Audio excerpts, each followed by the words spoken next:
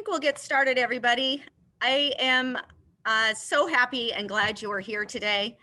My name is Kim Grady, and I am the Health and Wellbeing Coordinator along with the personal trainer for Borslow Insurance.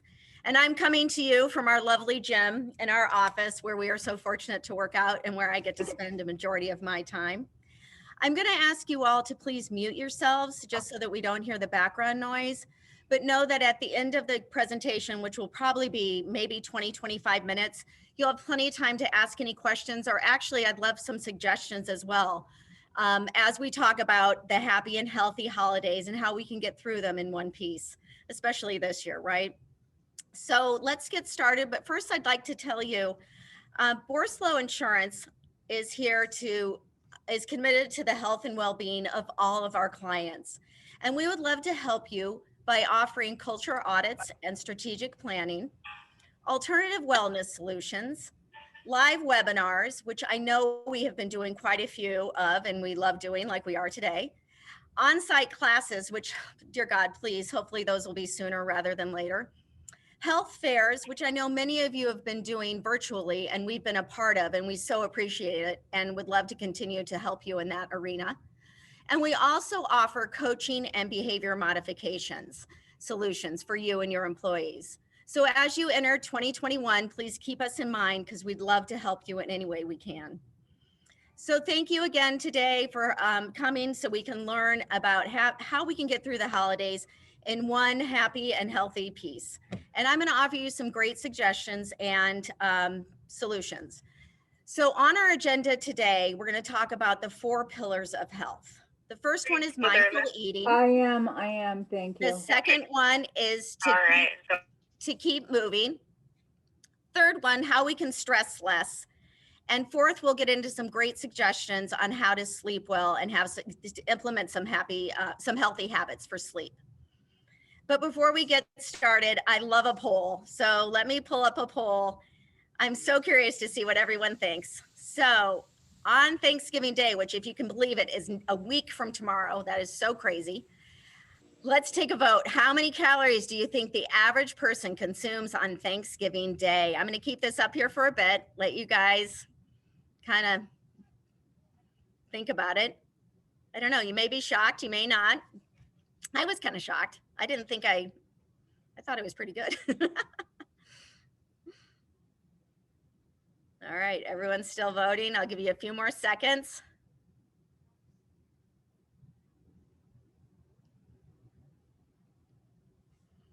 All right, I'm going to end the polling in about 1 and 2. Here we go. Let me share the results with you. You guys are smart. Here we go. You are correct. There are about 4,500 calories we eat in one day on Thanksgiving Day. Now that comes from about 3,000 come from our meal, from our stuffing and our mashed potatoes. And the other 1,200 to 1,500 come from our appetizers as well as the drinks.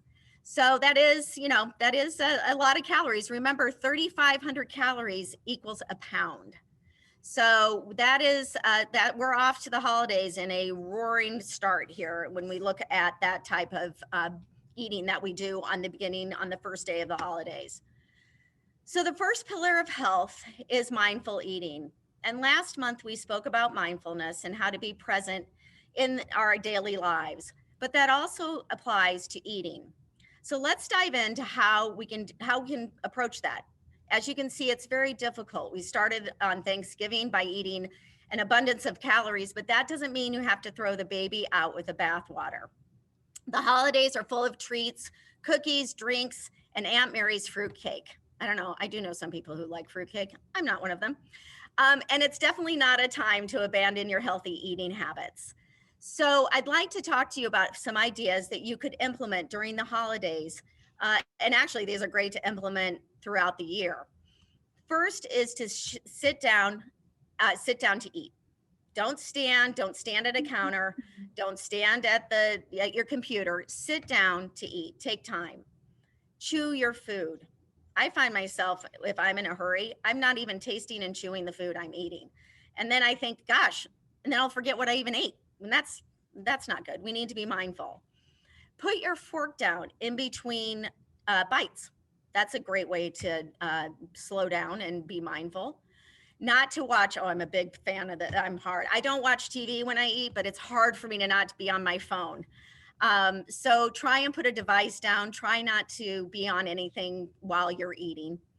And also drink some water. Place the fork down, grab a sip of water. Drink some water before your meal. That also helps you to stay full. And the other thing many of you may not know is that it takes 20 minutes for your mind to get the message that your stomach is full. So I often tell my children, don't just rush out and get the second helping. Why don't you wait, put your timer on your phone, which is glued to your hand, and why don't you see if you're hungry after that? Obviously, then please have seconds. So the other thing that is a great thing to do is to just to pause. Again, those are all little tricks like putting your fork down, taking a sip of water, taking a breath, just pausing and trying not to eat in a rush. I also like to implement the 80-20 rule, which is an awesome way to eat throughout the year. 80% of the time, we're eating the great healthy foods, the fruits, the vegetables, and 20% of the time, we're having Aunt Mary's fruitcake.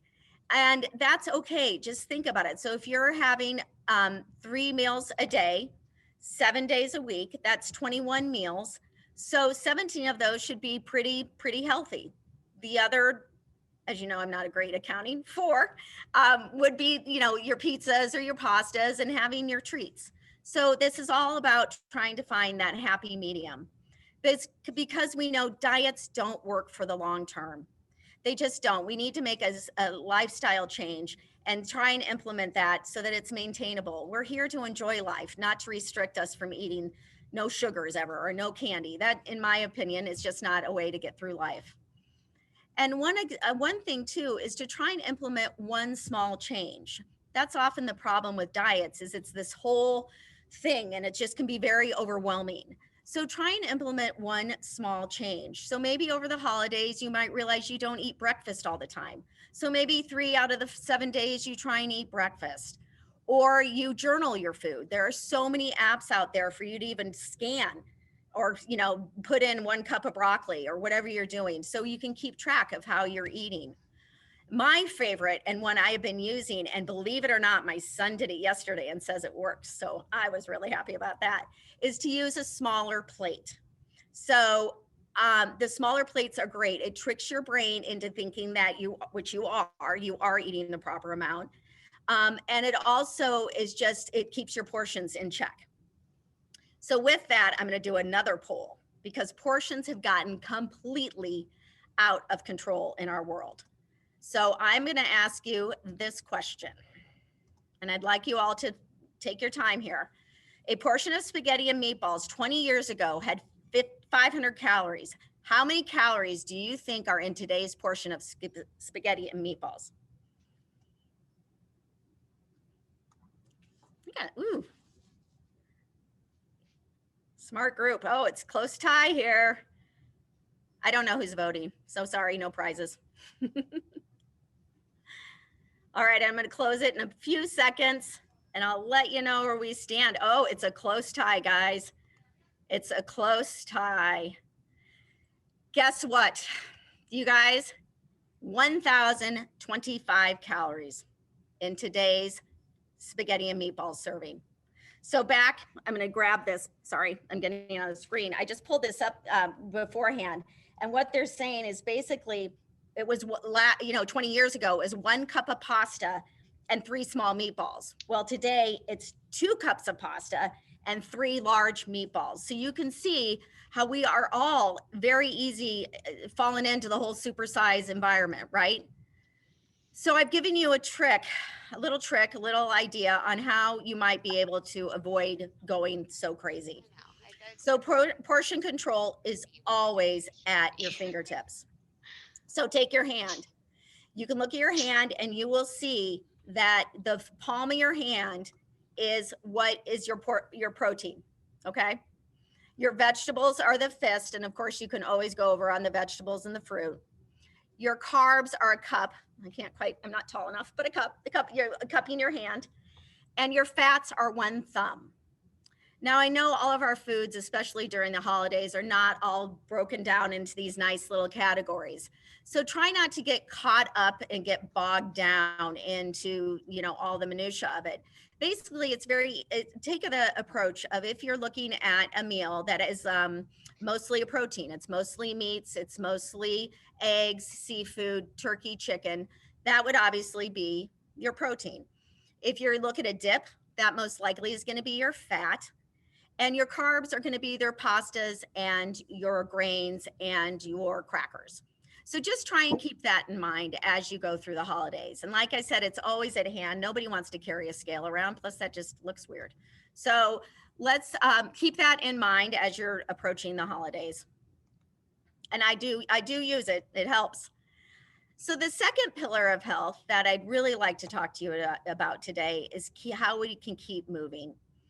I know you all know the benefits of exercise, and they're just as important during the holidays as they are the rest of the year. So let's think about how exercise can be helpful during the year or any time.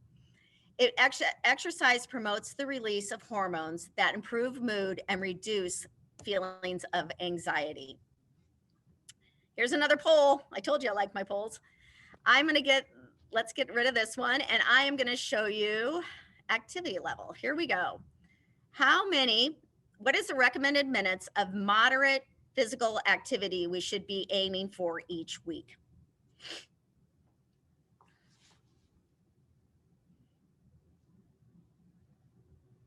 Oh, interesting. Another smart group of people, but there's kind of a close tie here.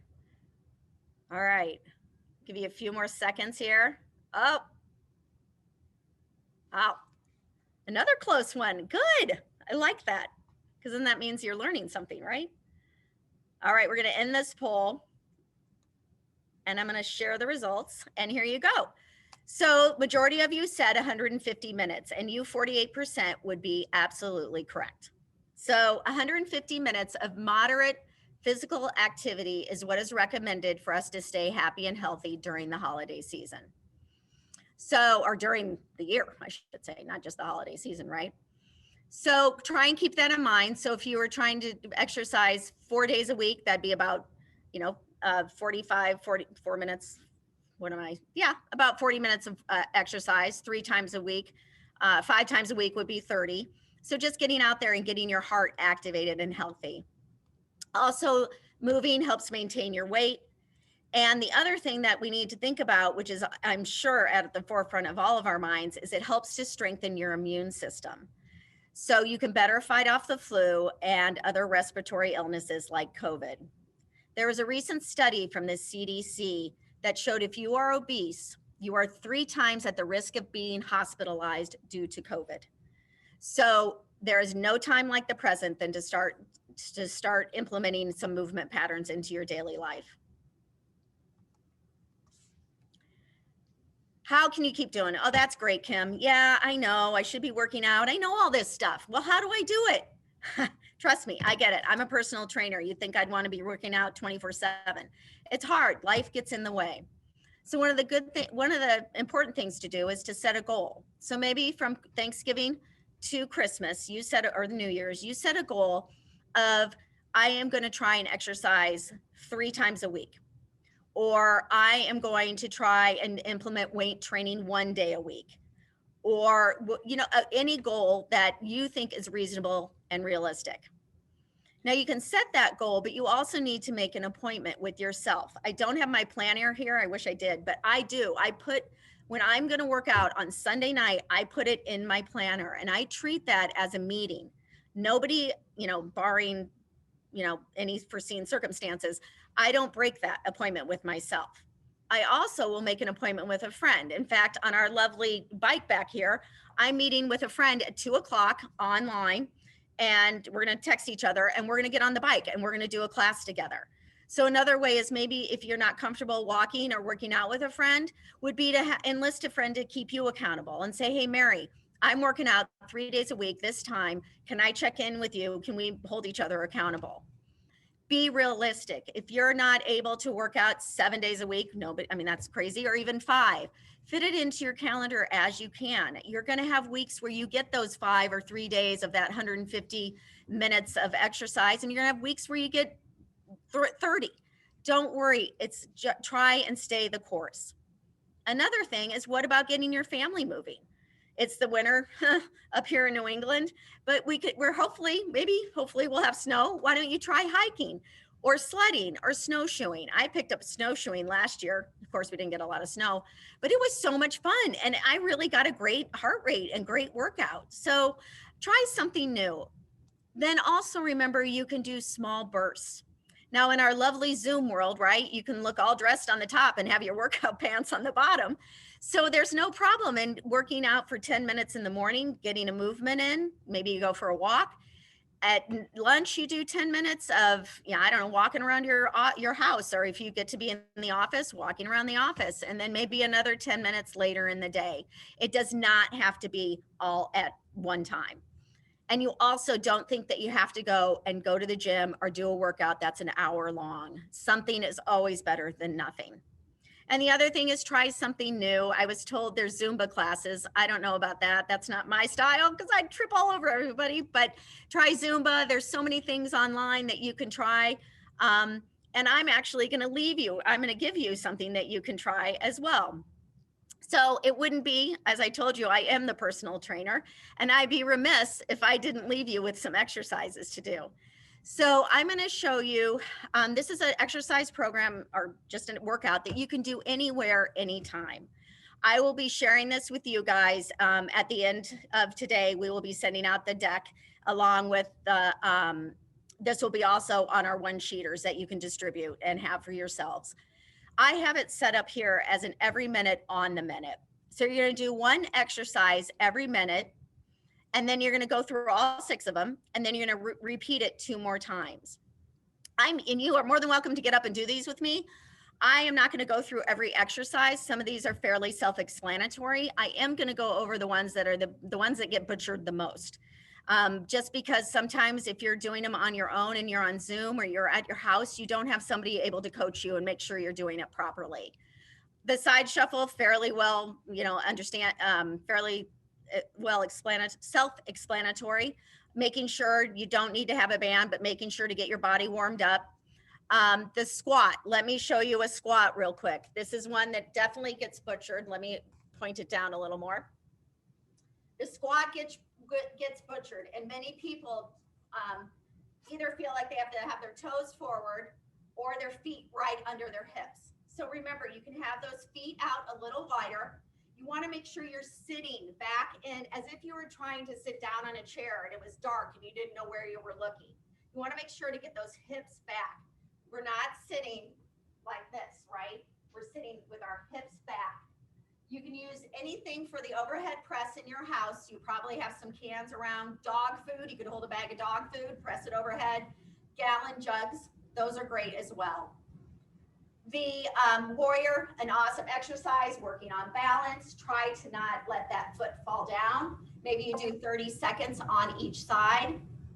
And then I want to go over the plank and the push-up. The plank is often, it's a great exercise, but only done well, or is only beneficial if you're doing it well. So when you set up for a plank, we're going to be on our forearms. We're going to make sure those elbows are below the shoulders. Our palms are pressing into the ground. Our heels are back. And as my clients will tell you, this is what I do. I will walk up and try and push them over, and I can't. Okay, you are stable, you are solid, you're squeezing your glutes, you're pressing those palms into the ground. We're not sinking into our shoulders. A minute for a plank is a long time. So be nice and kind to yourself. Maybe start with 20 seconds and build your way up. The other exercise that often is done not correctly, and you can hurt your shoulders, is a push-up. Often I have my clients start on a wall or on a desk or on anything that might be a little elevated. When you're doing that push-up, you want to make sure that you're engaging your hands as if you're opening a jar. Pushing those placing those hands right below the shoulders, screwing those hands into the ground, We're in that high plank position, right? Squeezing the glutes, everything, coming down and pressing up. All right, making sure to keep those wrists below the shoulders. Those are the ones that tend to be a little not done as well, and I don't want you to hurt yourself, but you could do these any day, anytime. You could do 2 in the morning, 2 at lunch, and 2 at night. And again, you'll be getting this at the end of the day. The third pillar of health is how to stress less, right? So we all run into this. This time of year is full of joy, holiday spirit, and things to do, but it can also bring a tremendous amount of stress and anxiety and depression. Here are a few tips to help you not feel so stressed and anxious through this season. Learn to say no. If your plate is full, don't add more to it, and try not to feel guilty. You're looking out for your own mental health, and nobody can do that but you. Let go of perfection. Leave that to the Hallmark Channel. They can have all that.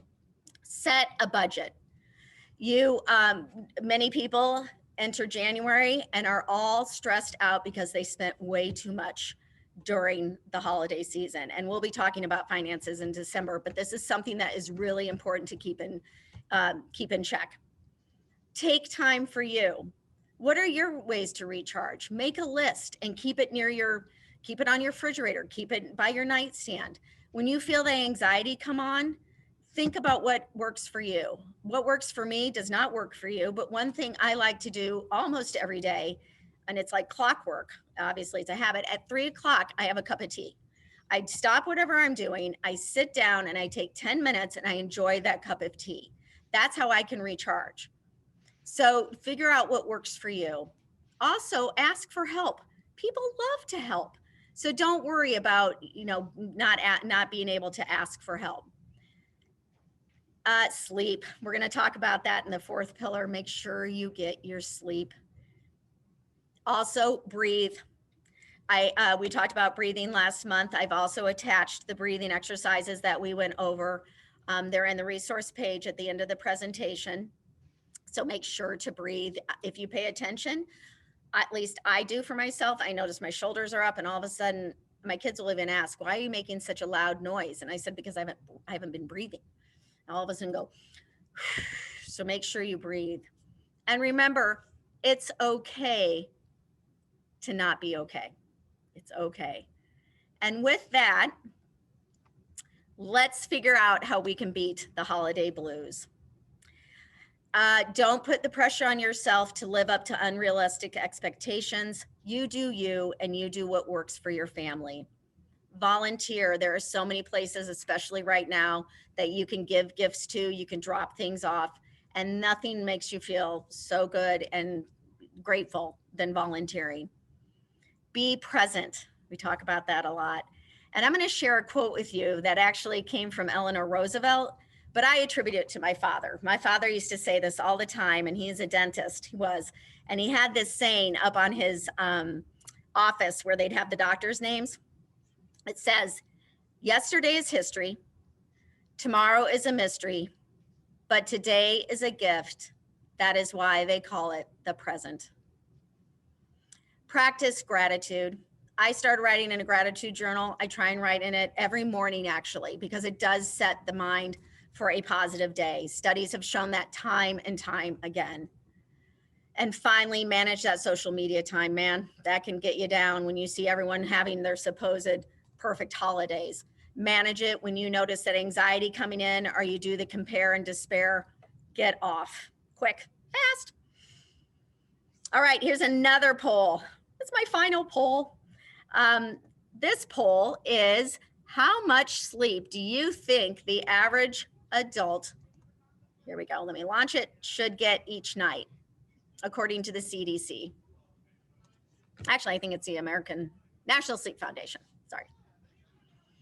Fortunately, I know quite a bit about sleep. So I have a son who has a neurological sleep disorder called narcolepsy. So I do know how important this is. And I cannot reiterate it enough. Oh my gosh, everyone was right. So everyone knows. Oh my gosh. That was kind of an easy one, right? Yes, the average adult or the adult should get 8 hours of sleep every night. I don't know when the last time I got 8 hours of sleep consecutively, but I'm working on it. And it's obviously, as we get older, it's obviously a work in progress. So congratulations to you all. You're a smart crew. So I'm going to give you a few ideas on how we can get that great sleep. You have to remember that sleep is an essential function that allows our body and mind to repair itself. It also can prevent excess weight gain, heart disease, and increased illnesses. So it is so important, again, during this time to get your sleep. There are several ways you can do that. You can set a consistent sleep schedule. Go to bed every night, weekends and everything, around the same time, and wake up within an hour of your normal time. So if I wake up at 6 o'clock Monday through Friday, I should wake up, and actually your body should wake. Mine is now, I'm up by 7. No problem at all. Maintain a comfortable temperature in your room. Probably not so hard right now as it's getting colder, but you want to make sure it's cool. Use your bedroom for sleep only. Do not bring in your iPads, your phone. All that blue light messes with your melatonin. It does not help you sleep. Try and don't bring any work. I'd even say the TV, but I think the biggest culprits, from what I understand, the research I've done, are the blue light. So try and keep all of that out of your, get a little alarm. I have a little alarm by my bed instead of my phone. Limit your caffeine and avoid nicotine. I said I have my tea at 3 o'clock. I can't have it at 3:30. I'll be up all night. And avoid nicotine. Small meals leading up to bedtime. Don't want to go to bed on a full stomach. It's not comfortable, and it will disrupt your sleep. Try and avoid alcohol. It does get you to sleep right away, but guess what? You'll be up many times throughout the night as the alcohol leaves your system. Naps. They are a wonderful thing. And whoever thinks that you're lazy, thanks, Mom. You are not. They are great. And if you need a nap, please take one. The key here, and I've been told this since my son was small, no longer than 30 minutes. After that, it is not restorative. So if you feel the need to take a nap, take that nap, set your timer, and get up within 30 minutes. And of course, there's that exercise during the day. We need to make sure we keep movement going so that we get exhausted and we feel tired at night.